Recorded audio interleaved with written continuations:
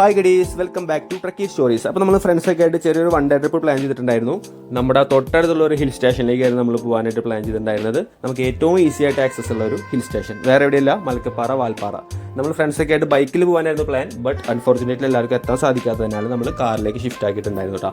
നമ്മൾ പോകുന്ന വഴിയിൽ ഒരുപാട് സ്പോട്ടിൽ ആനേനെ കണ്ടിട്ടുണ്ടായിരുന്നു കേട്ടോ. ഒരു 4-5 തവണ ആനേനെ കണ്ടിട്ടുണ്ടായിരുന്നു. കൂട്ടത്തോടെയും കണ്ടിരുന്നു, തനിച്ചും കണ്ടിരുന്നു കേട്ടോ. നമ്മൾ ഫോറസ്റ്റ് കൂടെ പോകുമ്പോൾ തിരിച്ച് നമ്മൾ അതിരപ്പള്ളി കൂടെ തന്നെ വരികയാണെങ്കിൽ 4:30-ക്കുള്ളിൽ ക്രോസ് ചെയ്യേണ്ടി വരും. അല്ലാന്നുണ്ടെങ്കിൽ അവർ അലോ ചെയ്യില്ല കേട്ടോ. അല്ലാന്നുണ്ടെങ്കിൽ നമ്മൾ നേരെ അതിരപ്പള്ളി ക്രോസ് ചെയ്ത് തിരിച്ചിറങ്ങുന്നത് പൊള്ളാച്ചി കൂടി പ്ലാൻ ചെയ്യുക. നമ്മൾ അങ്ങനെയായിരുന്നു പ്ലാൻ ചെയ്തിട്ടുണ്ടായിരുന്നത്. ഇവിടെ നിന്ന് നേരെ മലക്കപ്പാറ, വാൽപ്പാറ, പൊള്ളാച്ചി, അവിടെ നേരെ അലിയാർ ഡാം കൂടി വടക്കാഞ്ചേരി വന്ന് തൃശ്ശൂർക്ക് എത്തിച്ചേരാനുള്ള പ്ലാനായിരുന്നു നമ്മുടെ.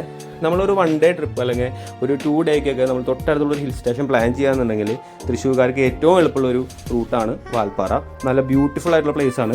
റോഡിൻ്റെ കാര്യം മാത്രമാണ് കുറച്ച് കഷ്ടമായിട്ട് നമുക്ക് തോന്നുക. കാരണം നമ്മുടെ കേരളം കടക്കുന്ന വരെ, അതായത് മലക്കപ്പാറ ചെക്ക് പോസ്റ്റ് എത്തുന്ന വരെ അത്രയും മോശം റോഡാണ്. അതിൻ്റെ വ്യത്യാസം നമുക്ക് അറിയണമെങ്കിൽ നേരെ വാൽപ്പാറ മുതൽ തൃശ്ശൂർ വരെ, അതായത് പൊള്ളാച്ചി റൂട്ട് തമിഴ്നാടിൻ്റെ റോഡിൽ കൂടെ പോകണം. അപ്പോൾ നമുക്കറിയാം റോഡിൻ്റെ ക്വാളിറ്റി. നമ്മുടെ റോഡ് അത്രയും മോശമാണ്. നമ്മൾ ഒരുപാട് ടൈം സ്പെൻഡ് ചെയ്തത് അലിയാർ ഡാമിലായിരുന്നു കേട്ടോ. കാരണം അവിടെ നല്ല ക്രൗഡായിരുന്നു. ഒരുപാട് ടൂറിസ്റ്റുകളുണ്ടായിരുന്നു ആ സമയത്ത്. അവിടെ നല്ല ഫുഡും കിട്ടും, നല്ല ഫ്രഷ് മീൻ ഫ്രൈ, അങ്ങനെ ഒരുപാട് ഫുഡുകൾ അവിടെ അവൈലബിൾ ആയിരുന്നു. നമ്മൾ അവിടെയാണ് ഒരുപാട് നേരം റീൽസ് എടുക്കാനും വീഡിയോസ് ചെയ്യാനും സ്പെൻഡ് ചെയ്തിട്ടുണ്ടായിരുന്നത്.